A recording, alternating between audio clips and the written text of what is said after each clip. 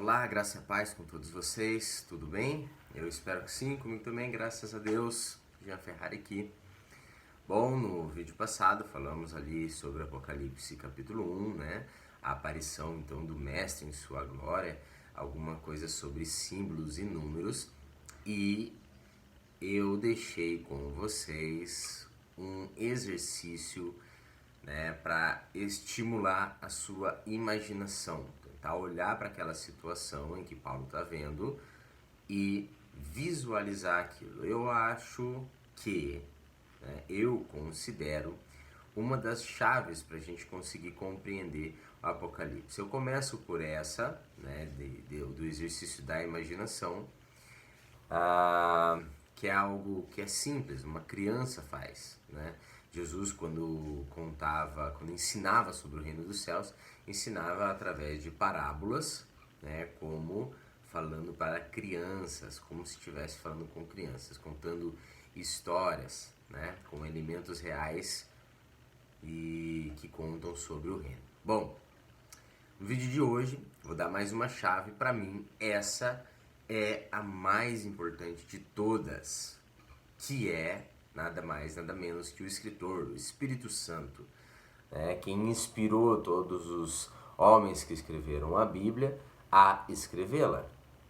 Então, nele está também a revelação. Jesus mesmo pega, depois de contar algumas parábolas, ele fala que não é revelado a todos, mas aos que o Pai revela através, né, do seu Santo Espírito.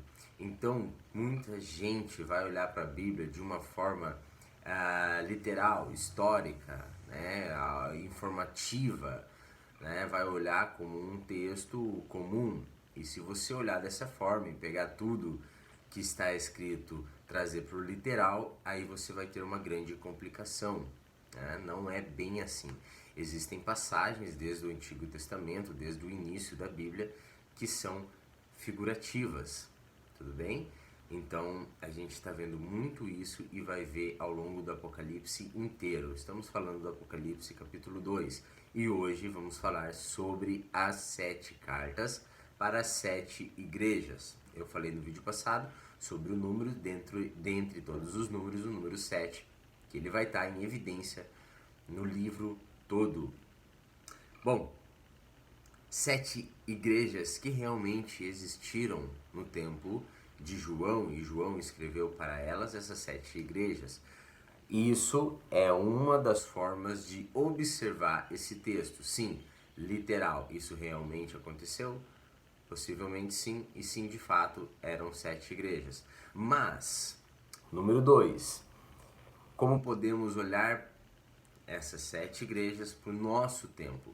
Bom, a primeira forma que eu aprendi, eu quero passar para vocês, é que ela remete a 7 períodos da igreja, tá?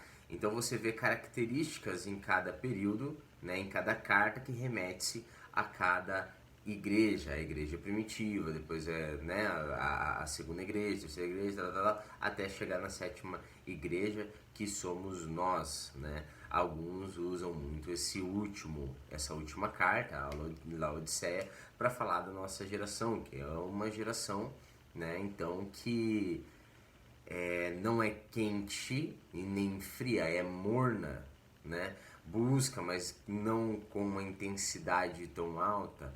Lê a palavra às vezes para poder debater, mas não para poder se alimentar e viver, né? É interessante pensar dessa forma? Sim. É possível você encaixar e se orientar, né, dessa forma, observando que são períodos da igreja? Sim, mas tem mais uma que eu aprendi posteriormente, que eu considero a melhor forma da gente olhar. Primeiro, por que eu falo sobre a chave ser o Espírito Santo, né? A maior chave de interpretação. A revelação está nele, ele que dá a revelação. Tanto da palavra quanto de você mesmo. E esse é o ápice do vídeo, tá? Leia como eu deixei no vídeo passado um exercício, dessa vez eu também vou deixar nesse, tudo bem? Então leia as sete cartas, o Apocalipse 2, tá? Ele vai falar sobre as 7 cartas, leia as 7 cartas. Primeiro, 7 igrejas que realmente existiram. Segundo, 7 períodos da igreja, mas o principal, ore ao Espírito Santo e fale o que o Senhor pode falar para mim, o que eu posso pegar para mim e viver já. O que pode ser prático dessa palavra. E cada igreja tem uma característica, cada carta, o Senhor Jesus, ele dá uma repreensão, uma exortação, né? Uma direção, ele fala pontos positivos, pontos negativos sobre cada uma daquelas igrejas. Então tente se visualizar, puxa, qual igreja que eu tenho sido? Será que eu tenho sido morno? Será que eu tenho sido quente ou frio? Né?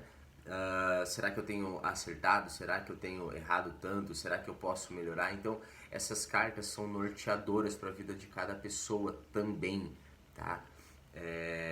Talvez escatologicamente se encaixe melhor a visão de ser de períodos, mas toda a Sagrada Escritura ela tem o poder de exortar, de corrigir, de sarar, de curar, de direcionar, e as 7 cartas ela tem esse poder, tudo bem? Olhe para elas, olhe para você, fale com o Espírito Santo, tá bom?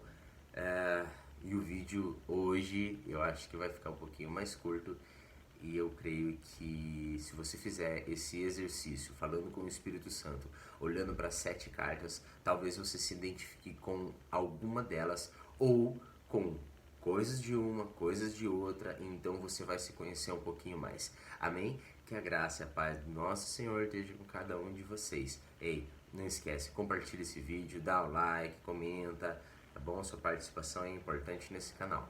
Seja você também um canal de bênção. Em nome de Jesus. Amém.